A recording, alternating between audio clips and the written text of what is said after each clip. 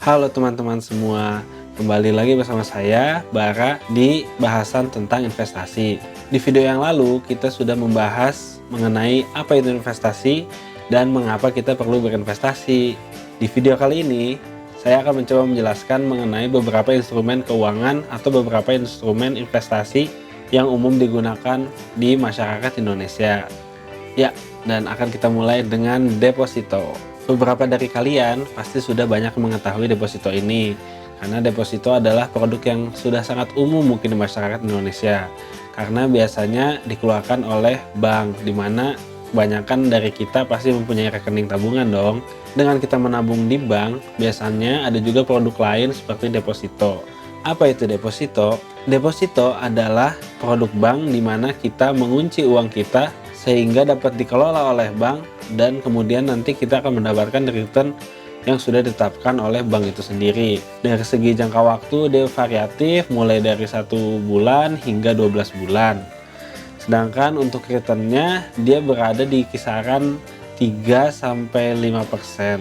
Biasanya pembayarannya bisa per bulan atau duitnya digabungkan dengan pokok investasi kita. Jadi seperti investasi menggulung seperti itu.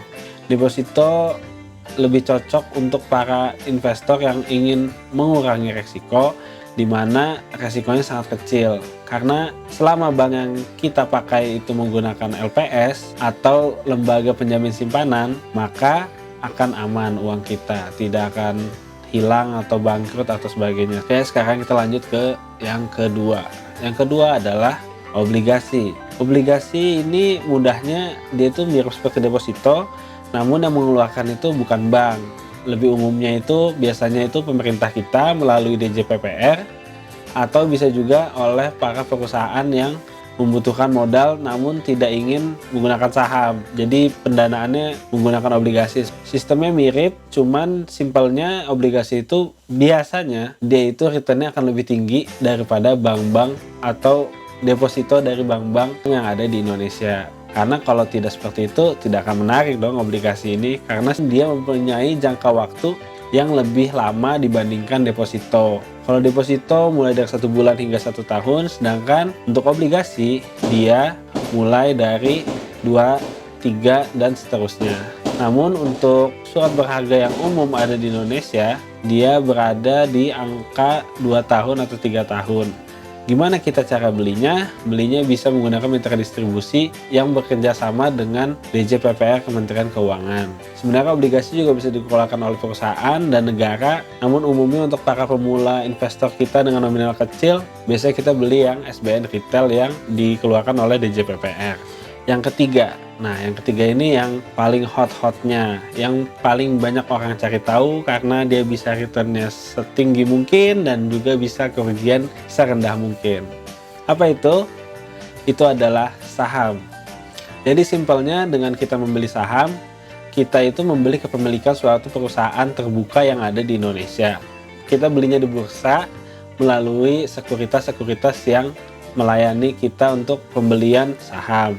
Saham itu umumnya itu mendapatkan keuntungan dari 2 hal, yaitu dividen atau pembagian keuntungan secara berkala yang dilakukan perusahaan terhadap para pemegang sahamnya, atau capital gain atau capital loss. Di sini capital gain itu keuntungannya ketika kita membeli saham di harga rendah, kemudian perusahaan itu terus bekerja hingga di waktu yang akan datang nilai valuasi sahamnya itu naik juga, dan ketika kita jual kan nilainya lebih tinggi daripada ketika kita membeli saham tersebut. Nah, maka kita dapat keuntungan dari kenaikan harga saham yang awalnya kita beli rendah menjadi mahal.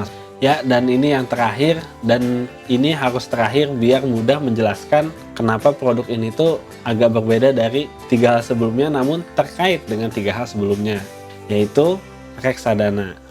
Reksadana itu simpelnya adalah kita para investor menghimpun dana, lalu dana tersebut akan dititipkan ke manajer investasi, di mana manajer investasi itu akan mengelola uang kita dan menempatkannya ke pos-pos instrumen investasi lainnya. Instrumen investasi yang seperti apa? Ya, seperti 3 hal yang saya sebutkan di awal tadi. Bisa ke deposito, bisa ke obligasi, dan bisa ke saham. Tergantung jenis-jenisnya. Secara umum reksadana itu dibagi 4. atau mungkin beberapa ada yang 3 saja. Yang pertama adalah reksadana pasar uang. Reksadana pasar uang itu adalah reksadana yang menempatkan uang yang kan sudah dikumpulkan nih. Nah, uang yang dikumpulkan itu dimasukkan ke deposito-deposito ataupun surat utang atau obligasi yang sudah jangka waktunya di bawah 1 tahun. Jika obligasi sudah di bawah 1 tahun, maka dia akan menjadi produk pasar uang, bukan pasar modal, karena dia sudah menjelang jatuh tempo. Jadi jatuh temponya sudah mirip dengan deposito.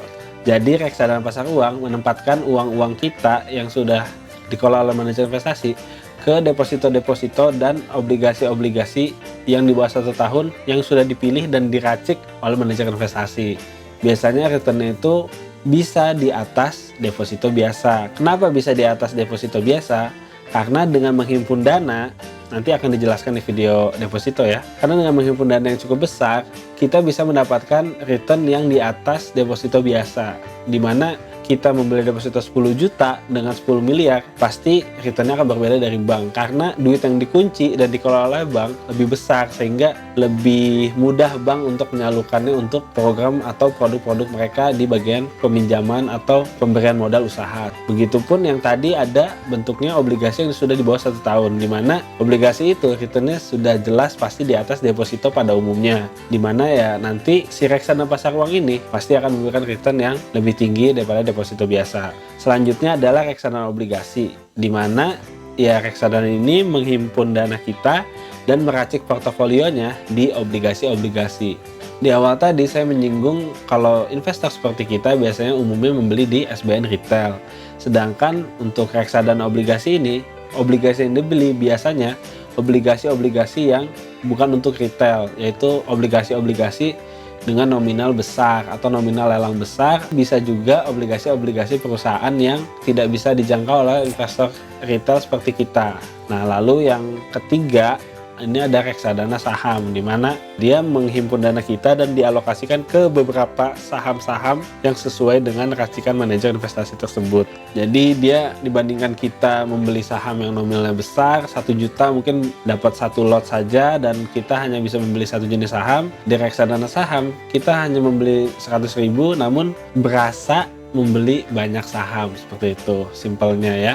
Dan dari segi tadi pergerakan harga pun jadinya mirip saham, namun dia terkondisikan karena dia disebar, meminimalisir resiko. Lalu yang terakhir campuran. Ya, kalau campuran berarti mencampurkan dari 3 jenis reksadana tersebut. Nah, reksadana ini ada PR-nya, yaitu karena dikelola oleh manajer investasi, maka ada jatah untuk para manajer investasi tersebut, di mana mungkin secara return reksadana saham tidak sehebat return saham langsung. Begitupun dengan reksadana obligasi, mungkin returnnya tidak semantap obligasi langsung dan lainnya. Baik, mungkin segitu dulu yang bisa saya sampaikan, yaitu ada 4 jenis tadi instrumen investasi yang umum ada di Indonesia. Sebenarnya masih banyak instrumen investasi lainnya, namun untuk kali ini saya akan hanya bahas 4 itu saja. Terima kasih sudah menonton hingga akhir. Semoga penjelasan saya kali ini lebih bermanfaat buat saya pribadi maupun para investor yang ingin memulai ataupun belum jadi investor namun jadi ingin memulai.